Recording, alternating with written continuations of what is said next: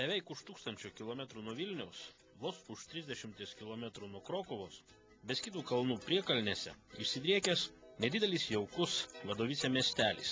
Šis miestelis gerai žinomas pasaulio katalikams. Jame prieš 84 metus gimė neseniai Anapilin iškeliavęs popiežius Jonas Paulius II. Tik siaura gatvelė skiria gimtąjį popiežiaus namą nuo miestelio centre stūkstančios dabar restauruojamos bažnyčios. Ir prie memorialinės lentos pritvirtintos šalia įėjimo į Karolio Vojtylos tėvų namus ir prie popiežiaus biusto pastatyto prieš bažnyčios fasadą daug gėlių, daug žvakučių, ekskursijos ir piligrimai keičia vieni kitus. Tačiau spalio 1-ąją į Vadovicę atvykusios grupelės medžiotojų iš Lietuvos pagrindinis tikslas buvo ne piligriminė kelionė. Vadovice miestelio apylinkėse Lenkijos medžiotojų sąjunga kartu su kinologinė komisija ir Bielska-Biała apskrities medžiotojų draugija surengė 54-ąjį Lenkijos paukštinių šunų čempionatą. Pirmą kartą tokiame renginyje lankytis teko prieš 3 metų. Tada tokių tradicinių čempionatų rengėjai pakvietė atvykti į varžybas ne tik žiūrovais, bet ir dalyviais. Grįžęs iš Lenkijos, savo įspūdžiais pasidalinau su žurnalo Medžiotojas ir meškeriotojas skaitytojais. Straipsnelio pabaigoje tada apgailestavau, kad matyt dar negreitai galėsime pasinaudoti kaimynų kvietimu ir sudalyvauti varžybose. Malonu prisipažinti, kad klydau. Jau nuo 2003 metų Lietuvos atstovai nuolat dalyvauja tokiuose čempionatuose ir kaip lygų su lygiais konkuruoja su kolegomis Lenkais. Šį sykį į Lenkiją išsiruošė 2 aistringi medžioklinių šunų fanatai – vilniečiai Jevgenijus Cirkinas ir Egidijus Sakalauskas su savo dradharais Maksu ir Marse. Kiek leis kuklūs mano sugebėjimai naudotis vaizdo kamerą, pabandysiu jums parodyti šios ketveriukės nuotykius Vadovice. Mūsų laidose nekartą esu sakęs, kad medžiokliniai šuo pilnaverčių medžiotojo pagalbininkų tampa tik dresūros dėka. Skirtumą tarp lietuviško ir lenkiško šunų auklėjimo nesunku buvo pastebėti dar iki renginio pradžios. Lietuvoje vykstančių medžioklinių šunų parodose, bandymuose, varžybose jų dalyvių nestebina viso renginio metu besitęsianti šuniška erzelynė, lojimas, cypimas, inkštimas, o neretai ir pjautynių garsai. Nebe pirmą kartą stebint medžioklinius šunis Lenkijoje, kyla kvaila mintis. Gal jie bebalsiai? Žinoma, tai visiškai kvaila mintis. Tiesiog jie taip išauklėti. Gražią atidarymo ceremoniją Vadovice drumstė tik vienas isteriškas taksas. Reikėjo matyti, kaip nepatogiai jautėsi jo šeimininkė. Beje, ko gero nustebote, kągi tas taksas veikė paukštinių šunų varžybose. Lenkijos paukštinių šunų čempionate be tikrųjų paukštinių šunų – dradharų, kurzharų, seterių, pointerių, vengrų vižlų, čekų fausekų – atskiroje programoje dalyvauja ir smulkiųjų veislių medžiokliniai šunys, Lenkijoje plačiai naudojami paukščių medžioklėse. Tai ir taksai, ir jakterjerai, ir vachtelhundai, ir net smulkūs skalikai. Stebėdami varžybų atidarymo vaizdus, ko gero nustebo ir tradicijų žinovai. Aikštės, kurioje vyko čempionato atidarymas viduryje, buvo gražiai suguldyti, sumedžioti žvėrys ir paukščiai. Renginio organizatoriai taip pagerbė sumedžiotus gyvūnus, kurie bus naudojami varžybose, norint išsiaiškinti varžybų dalyvių šunų sugebėjimus. Ir čempionato atidarymo metu, ir visų varžybų metu akį glostė ir rengėjų, ir dalyvių apranga. Sutikite, kad Lenkų medžiotojų sambūris atrodo truputėlį dailiau ir puošniau už mūsų medžiotojų kompanijas, pasidabinusias desantinių kariuomenės dalinių uniformomis. Beje, turbūt jau pastebėjote, kad pagal šį požymį mūsų atstovų bendrame varžybų dalyvių būryje tikrai neatskirsite, šaunuoliai. Menkai pažįstantiems paukštinius šunis ir medžioklę su jais gali pasirodyti, kad tai siauros specializacijų šunys, tinkantys tik paukščių medžioklių fanatams. Pabandysiu įsitikinti, kad tai visiškai klaidinga nuomonė ir kad paukštiniai šunys labai universalūs. Jų pagalba medžiotojui nepakeičiama, medžiojant ir smulkiuosius, ir stambiuosius gyvūnus. Šuo, kurio šeimininkas ryžosi dalyvauti visose čempionato rungtyse, privalo atlikti net 15 užduočių. Sekdamas paskui mūsų herojus Marsę ir Maksą, Bei jų šeimininkus Egidijų ir Jevgenijų, taip pat Lenkų medžiotojus, pasistengsiu parodyti jums viską, ką gero šeimininko rankose gali paukštiniai šuo. Burtai lėmė, kad Egidijui su Marse teko pirmas, o Jevgenijui su Maksu antras numeris. Tokių varžybų naujokiai Marsiai tai buvo tikras išbandymas. Maksas, lyginant su Marse, galėjo save laikyti tokių varžybų asu. Jis su šeimininku jau buvo dalyvavęs ir ankstesniame Lenkijos čempionate, ir varžybose Čekijoje. Visos šunims skirtos rungtys suskirstytos į 4 etapus. Darbas vandens telkinyje, darbas mažame lauke, darbas dideliame lauke ir darbas miške. Tokia eilės tvarka užduotis teko vykdyti mūsų šunims.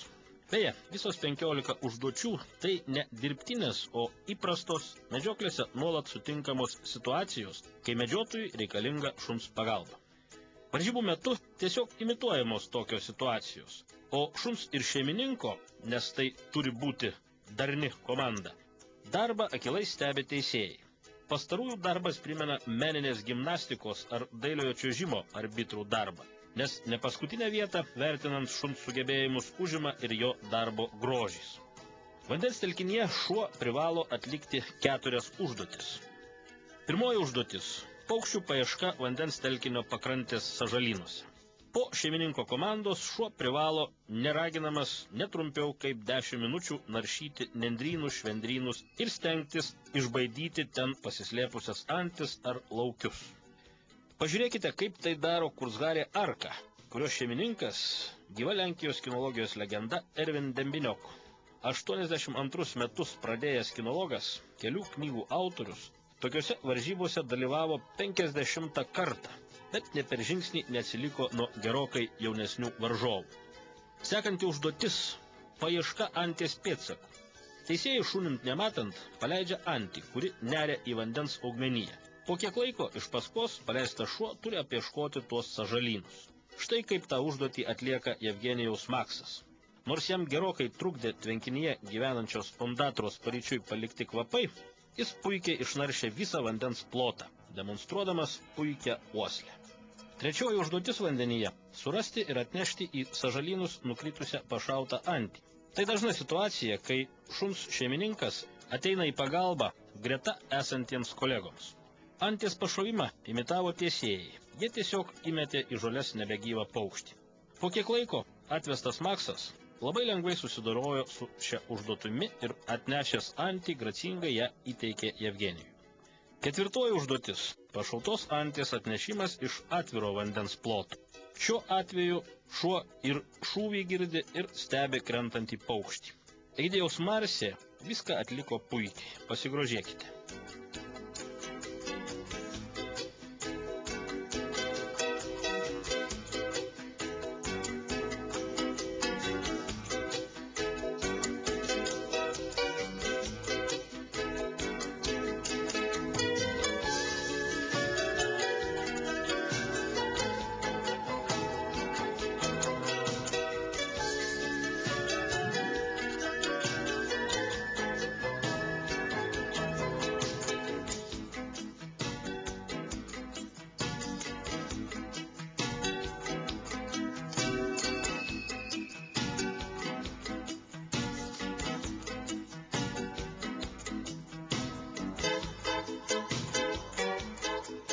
Nuo vandens telkinio persikėlėme į mažą lauką. Taip kinologai vadina vietą, kurioje tikriname šunų sugebėjimai surasti pašautą laukų paukštį ar žvėrį. Čia šunys turi atlikti 3 užduotis. Teisėjai lauke numeta fazaną ir laukinį triušį. Prie lauko atvedęs šunį šeimininkas pasiunčia jį ieškoti kinologų žargonų šnekant prarasto laimikio. Beje, daugelį Europos šalių medžiotojai sekančią dieną po medžioklės su šunimis patikrina laukus, kuriuose išvakarėse medžiojo kiškius ar fazanus. Marsė po Egidijaus komandos labai greitai susidorojo su šia užduotimi. Iš pradžių atnešė fazaną, o po to ir laukinį triušį. Kitos 2 užduotys – sekti sužeisto fazano ir laukinio triušio pėdsakais. Teisėjai šios gyvūnus tiesiog nutempia per lauką apie 150 metrų, padarydami 2 posūkius. Kinologai tai vadina velke. Žiūrėkite, kaip dailiai šias užduotis atlieka Maksas.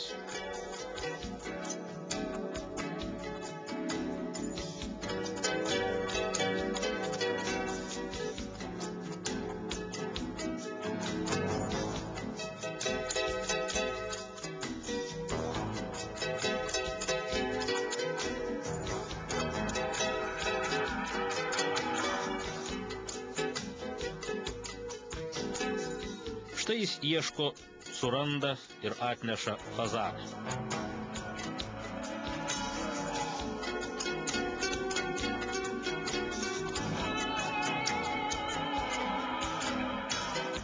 O čia jis jau ieško ir taip pat gražiai atneša triušį. Sėkmingai įveikę mažojo lauko užduotis, persikėlėme į didįjį lauką. O jame nelengvi išbandymai laukė ne tik tai šunų, bet ir manęs. Suspėti užfiksuoti fazanų medžioklę tikrai nebuvo lengva. Taigi didžiajame lauke mūsų herojų laukė labiausiai jų prigimtį atitinkantys išbandymai. Visa bėda tik ta, kad Lietuvoje nei Marsė, nei Maksas įgyti įgūdžių fazanų medžioklėse neturi galimybių.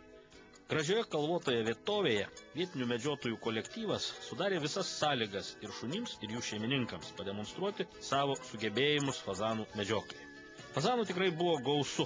Nukrypstant nuo temos, buvo įdomu sužinoti, kaipgi vietiniams medžiotojams pavyksta turėti tokią turtingą smulkiąją fauną. Nes be fazanų varžybų dalyviams nuolat po kojomis tiesioginė to žodžio prasme painiojosi kiškiai ir stirnos. Beje, tokios varžybų sąlygos tik patvirtino, kad gera dresūra leidžia visiškai valdyti šunį. Nė vienas varžybų dalyvys nenurūko paskui pabaidytą kiškį ar stirną. Na, o medžioklės plotų šeimininkai jokių stebuklingų receptų, kaip turtinti medžioklės plotus, nepateikė, o tik patvirtino seniai žinomas tiesas. Nemedžiojamos patelės, žiemą fauna gausiai šeriama, iškritus giliam sniegui medžioklė nutraukiama ir ištisus metus kariaujama su plėšrūnais. Anot lenkų medžiotojų, lapėjų medžioklės plotuose persona non grata.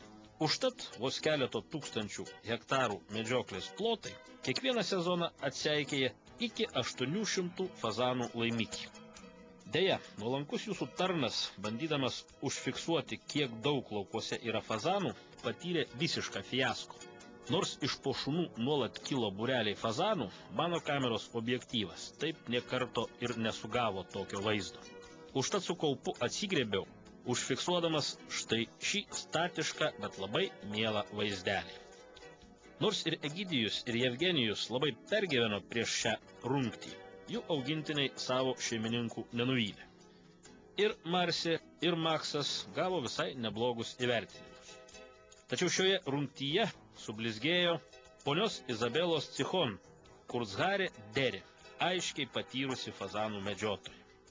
Gerai laukuose dirbantys paukštinį šuo medžiotojai teikia žodžiais nenusakoma pasitenkinimą. Pasigėrėkite, kaip Dradharai, Marsė, Maksas, Kurzharės Arka, Deri, šaudyklė prieš medžiotoją naršo laukus. Nosim tarsi gaudyklė, gaudydamos nuo fazano priglūdusio prie žemės atsklindantį kvapą. Štai Deri nosis pagavo tą kvapą.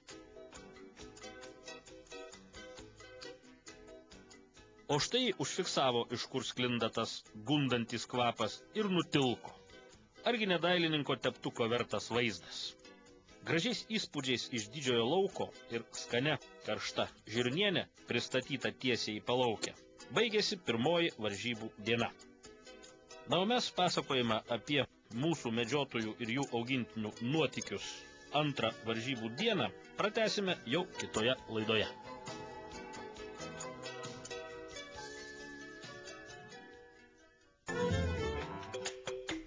Pratęskime pažintį su mūsų praėjusios laidos herojais Egidijumi ir Jevgenijumi bei jų keturkojais draugais ir pagalbininkais Marsė ir Maksu.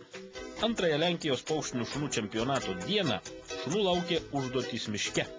Jeigu pirmosios dienos užduotys dažniausiai buvo susietos su paukščių medžioklė, o tai paukštiniams šunims gimtoji stichija, tai antrąją dieną darbas miške parodė, kiek triūso į savo šunį yra įdėjęs kiekvienas varžybose dalyvaujantis medžiotojas. Tikslus užduočių vykdymas miške pasiekiamas tik kruopščios dresūros dėka.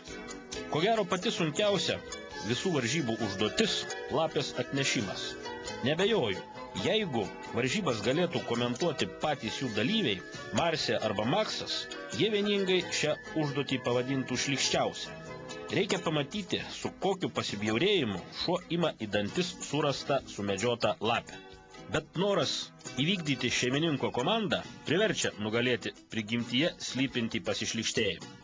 Užfiksuoti tas šuns kančias pavyko vienam iš varžybų dalyvių, ponui Kazimieš Samojednai, maloniai leidus pasislėpti su vaizdo kamera prie miške gulinčios sumedžiotos lapės. Štai jo čekų fausekų veislės kalė Brita pėdsakų atbėga tiesiai prie miške gulinčios lapės ir ją apuosto. Tačiau nepaima. Po kiek laiko sugrįžta, tačiau ir vėl nesiryžta rudosios paimti. Tik atbėgusi prie lapės trečią kartą, ji nugali savyje pasišlykštėjimą ir suėmusi dantimis, lapę ryžtingai pasuka šeimininko link. Ponas Kazimiežas liko nepatenkintas tokiu savo augintinės darbu.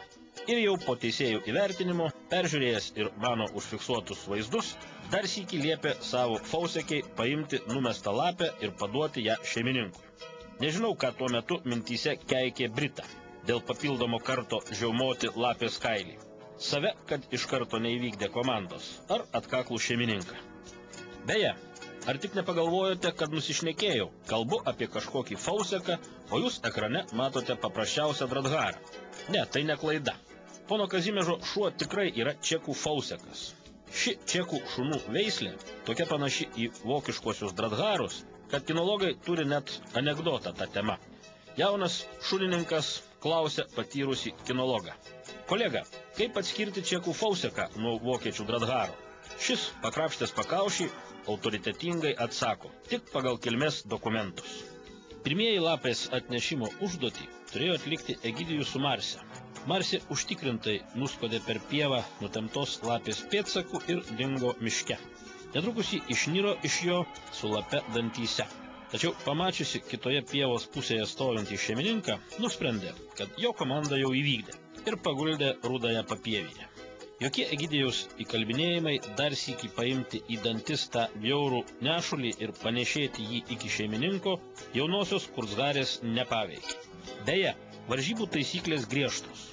Šuo iki galo neatlikęs užduoties nebegali toliau dalyvauti varžybose. Liūdnas nuotaikas mūsų stovykloje praskaidrino Maksas. Pasižiūrėkite, kaip šauniai jis susidorojo su šia nemalone užduotimi. Toliau varžybose Lietuvos garbę gynė tik Maksas. Ir jam tai sekėsi puikiai. Kita užduotis – paieška miške, krūmuose, brūzgynuose. Po šeimininko komandos šuo 15 minučių turi naršyti tuos brūzgynus, ieškodamas ten pasislėpusių gyvūnų, nenutoldamas nuo šeimininko, nuolat jausdamas šeimininko buvimo vietą. Maksas šią užduotį atliko lengvai ir žaismingai. Dalyvaujant medžioklėse su šunimis, mūsų krašte nuolat tenka susidurti su nepaklusnumu. Tai trukdo, gaišina, erzina medžioklės dalyvius, bet tai dresūros spragos. Pažiūrėkite, kokias užduotis privalo įvykdyti paukštinių šunų varžybų dalyviai, kad pademonstruotų savo paklusnumą. Štai Jevgenijus miško pakraštyje sukomanduoja Maksui gulti. Po to jis nueina nuo jo taip, kad šuo šeimininko ir nemato, ir nejaučia. Po kiek laiko toje pusėje, kur nuėjo šeimininkas, pasigirsta 2 šūviai. Šuo, girdėdamas šūvius, gali tik apsidairyti, pakėlęs galvą, bet neturi net pakilti iš vietos. Gaila, bet varžybų taisyklės neleido man filmuoti Makso šios užduoties metu. Makso elgesį stebėjo tik teisėjas. Vėliau jis juokavo. Maksas sureagavo į šūvį, mirkteldamas vieną akimi. Dar viena žavinga užduotis, demonstruojanti darnų šuns ir šeimininko darbą. Šeimininkas, vesdamas šunį už pavadėlio, sukinėjasi tarp medžių. Šuo turi tiksliai kartoti šeimininko judesius ir neįsipainioti su pavadėliu krūmuose. Evgenijus šią užduotį atliko ristele, o Maksas, kaip matote, kartojo šeimininko judesius tarsi robotas. Liko dar viena itin sunki užduotis – sužeisto kanopinio žvėries paieška. Varžybų teisėjai šiai užduočiai parengė dirbtinius sužeisto stirnino pėdsakus. Pėdsakų ilgis būna iki pusės kilometro. Pėdsakai daro 2 posūkius, šuo jais paleidžiamas ne anksčiau kaip po 4 valandų. Teisėjai, pasigailėję mano pastangų, leido pasislėpus įsikurti greta stirnino. Maksas šauniai praėjo visų pėdsakų ir nesunkiai rado žvėrį. Apuostęs jį, jis nurūko atgal kviesti prie laimikio šeimininko. Štai jis ir vėl sugrįžo prie laimikio ir, ragindamas jo manimu per lėtą savo šeimininką, ėmė loti. Taip Maksas pademonstravo abu būdus, kurių dresuotojai išmoko savo keturkojus pagalbininkus, kad šie praneštų apie rastą žvėrį. Paskutinė užduotis dar sykį pademonstruoti paklusnumą Maksui buvo vaikiška. Imituojamas varymas. Medžiotojas stovi numeryje, šuo guli prie jo kojų. Varovams praeinant pro šalį, medžiotojas 2 kartus šauna į viršų. Šuo privalo nepakilti iš vietos. Kaip matote, Maksas tai atliko puikiai. Ir beliko sulaukti varžybų rezultatų. Štai graži varžybų uždarimo ceremonija ir džiugi naujiena. Maksas savo šeimininkui Jevgenijui iškovojo 2 vietą ir gražią taurę. Marsės pasirodymas buvo įvertintas diplomu. Kągi bičiuliai, Lietuvos medžiotojų nuotykiai Šventojo tėvo Jono Pauliaus II tėviškės apylinkėse baigėsi. Turiu vilties, kad nevėra jau kirba mintis užsiauginti tokį medžioklių pagalbininką kaip Maksas arba Marsė. Sėkmės jums!